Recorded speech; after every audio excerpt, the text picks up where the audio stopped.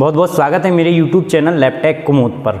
आज मैं आपको MP NHM का एक नोटिफिकेशन दिखाऊंगा। इससे आपको ये पता लगेगा कि आने वाले दिनों में एक इंडिकेशन है कि वैकेंसी आने वाली है। और साथ ही साथ 10 न्यू मेडिकल कॉलेजेस जो आ रहे हैं वो PPP मोड पे आ रहे हैं, प्राइवेट पार्टनरशिप पे आ रहे हैं। तो आप लोगों के लिए NHM उतना ही ज़रूरी हो जाता है। क्यों? क्योंकि अगर आप NHM में आ जाते हैं तो एक रिस्पेक्टेड सैलरी है। इसके अलावा आप NHM नेशनल हेल्थ मिशन वाले प्रोग्राम में काम करते हैं तो अगर आप 5 साल का अवधि पूर्ण कर लेते हैं तो आपको रेगुलर वैकेंसी में आपको 50% रिजर्वेशन मिल जाता है। अभी तो इस भर्ती में मैंने देखा है बहुत कुछ ऐसा हुआ जिनके पास 5 साल का एक्सपीरियंस था भी नहीं और उन्होंने अगर फॉर्म फिल कर दिया तो कई डिस्ट्रिक्ट में या कई डिवीज़न में उनको कंसीडर कर लिया गया। लीगल है मैं नहीं जानता ये, लेकिन ऐसे भी बहुत लोगों का हुआ है इस बार। तो चलिए मैं आपको बता देता हूँ कि नेशनल हेल्थ मिशन में कौन सा लेटर जारी हुआ है और क्या आप लोगों के लिए ये खुशखबरी है। देखिए, नेशनल हेल्थ मिशन की ऑफिशियल साइट पे जाएंगे। जब इसे हम ओपन करते हैं तो देखते हैं कि एक नेशनल हेल्थ मिशन का ऑफिशियल पेज खुल जाता है। इसमें आपको नोटिफिकेशन पे जाना है। नोटिफिकेशन पे जैसे ही जाते हैं आप वैकेंसी पे क्लिक करते हैं। वैकेंसी पे क्लिक करते हैं तो आपको एक लेफ्ट साइड में एक विंडो ओपन होगी। उसमें आप देखेंगे कि MP ऑनलाइन के माध्यम से संविदा रिक्त पदों के संबंध में अभ्यर्थियों की लिए पत्र सूचना।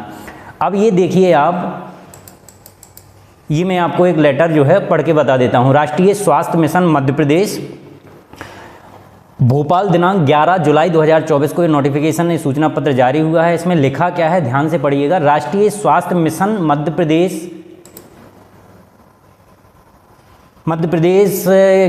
अंतर्गत MP ऑनलाइन के माध्यम से संविदा रिक्त पदों की आयोजित होने वाली जो मतलब आने वाले आगामी समय में जो नियुक्तियां आयोजित होना है, चाहे वो लैब टेक्नीशियंस की हो, पैरामेडिकल कैडर की हो, नर्सिंग कैडर की हो, उसमें शामिल होने वाले एप्लीकेंट को सूचित किया जाता है कि उक्त संविदा पदों की कॉमन मेरिट सूची के आधार पर, मतलब एक एग्जाम कंडक्ट कराएंगे, वो एग्जाम कंडक्ट कराने के बाद एक कॉमन मेरिट सूची जारी करेंगे। उस पर MP ऑनलाइन के माध्यम से चॉइस फिलिंग होगी कि आपका कौन सा डिवीजन चाहिए, आपको कौन सा डिस्ट्रिक्ट चाहिए, CHC PSC कौन सी चाहिए। और उसके बाद आपकी जब चॉइस फिलिंग की डेट दी जाएगी तो उसकी 5 दिवस तक ओपन रहेगी। मतलब आज ओपन हुई तो 5 दिन तक वो ओपन रहेगी, देन क्लोज होगी। अभ्यर्थियों को सूचित किया जाता है कि चॉइस फिलिंग प्रक्रिया एक सामान्य प्रक्रिया है जिसमें प्रदर्शित सूची के समस्त ऑप्शंस को भरना अनिवार्य है। मतलब जो दिया है वो सारे ऑप्शंस आपको भरना है एवं उक्त ऑप्शन भरने का यह अभिप्राय बिल्कुल नहीं है कि अभ्यर्थी उस पद के लिए चयनित हो चुका है। अगर कोई ऑप्शंस भरे हैं इसका मतलब बिल्कुल नहीं है कि वो चयनित हो चुका है। साथ ही मेरिट के आधार पर चॉइस फिलिंग में भरे गए ऑप्शंस में से ही पद स्थापना का स्थान आवंटित किया जाएगा। मतलब आपकी जो मेरिट आएगी और चॉइस फिलिंग में आपने जो भरा है, सपोज आपने विदिशा विदिशा जिला अस्पताल अगर आपने भरा है और आपके मेरिट के आधार पर वो आपको मिलता है तो आपको विदिशा जिला अस्पताल ही मिलेगा। जिन अभ्यर्थियों द्वारा चॉइस फिलिंग में ऑप्शंस नहीं भरे जाएंगे वे स्वयं इसके जिम्मेदार होंगे।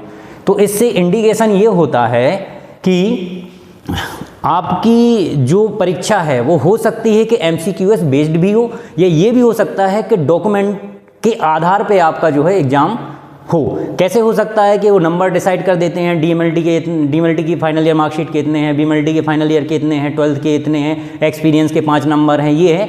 मतलब दोनों तरह से ये परीक्षा हो सकती है। तो जिन्होंने इससे पहले MP NHM का एग्ज़ाम दिया था और उनका सिलेक्शन नहीं हुआ है तो वो उस बेस पे भी अपनी तैयारी कर सकते हैं। सबसे ज़्यादा माइक्रोबायोलॉजी वाले क्वेश्चंस आए थे चूँकि वो STLS वाली पोस्ट थी, लेकिन इसमें कॉमन रूप से जितने पैथोलॉजी वाले, बायोकेमिस्ट्री, माइक्रोबायोलॉजी वाले हैं सारे क्वेश्चंस आ सकते हैं। सो ऐसे ही लेटेस्ट वीडियो देखने के लिए मेरे चैनल को सब्सक्राइब करें, लाइक करें, शेयर करें। Thank you friends.